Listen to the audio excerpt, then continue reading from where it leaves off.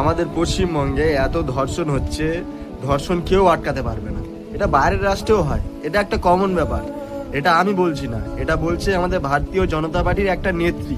আগে ওনার কথাটা শোনো, তারপর আমি এনাকে নিয়ে কিছু কথা আমি বলবো, ঠিক আছে? আগে ভিডিওটা তোমরা দেখো।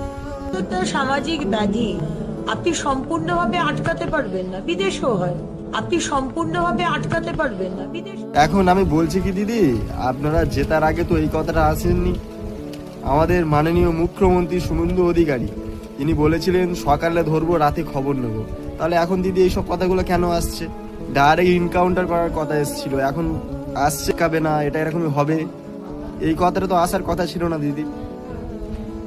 বন্ধ করতে হবে, পুরোপুরি বন্ধ করতে হবে। এখন আমরা জিতে আছি, এখন এইসব জিনিস আর চলবে না যে হয়ে আসছে হবে।